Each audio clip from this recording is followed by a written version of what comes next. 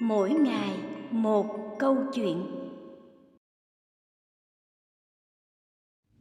Câu chuyện hai cái nồi.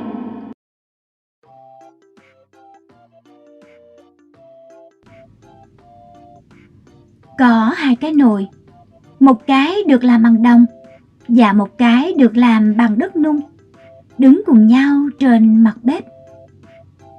Một ngày nọ, cái nồi đồng rủ cái nồi đất nung nên cùng nhau đi ra ngoài để khám phá thế giới xung quanh.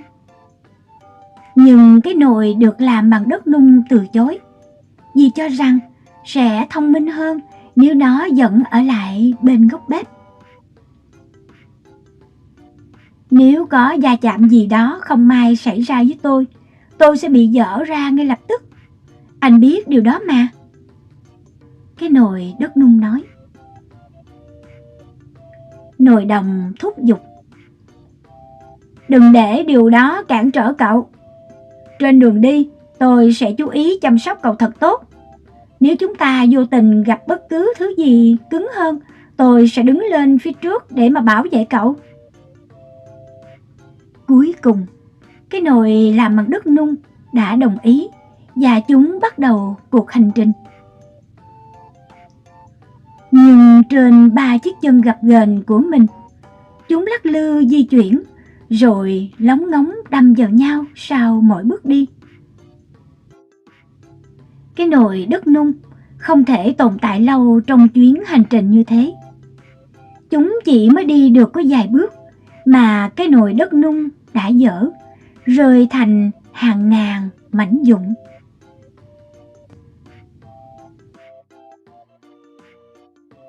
Hai cái nồi là một trong những câu chuyện ngụ ngôn, có ý nghĩa dạy chúng ta một số bài học quan trọng trong cuộc sống. Thứ nhất là phải biết giới hạn của bản thân. Trong cuộc sống, chúng ta phải nhận thức được điểm mạnh, điểm yếu của chính mình. Từ đấy biết được giới hạn của bản thân để có thể đưa ra những quyết định phù hợp. Thứ hai là phải luôn giữ vững lập trường. Câu chuyện nhắc nhở chúng ta là phải luôn giữ vững lập trường trước những quyết định đúng đắn. Chiếc nồi đất nung dù biết được sự mong manh và hạn chế của nó, nhưng lại dễ dàng bị thuyết phục bởi chiếc nồi đồng, đẩy bản thân bước vào một cuộc hành trình đầy rủi ro và nguy hiểm. Thứ ba là phải biết suy nghĩ trước khi hành động. Việc nồi đất đưa ra quyết định mạo hiểm trước đề nghị của nồi đồng đã khiến nó phải trả một cái giá rất đắt. Điều này nhắc nhở chúng ta là cần phải suy nghĩ thấu đáo trước các quyết định của mình, đồng thời xem xét các hậu quả có thể xảy ra trước những quyết định đó.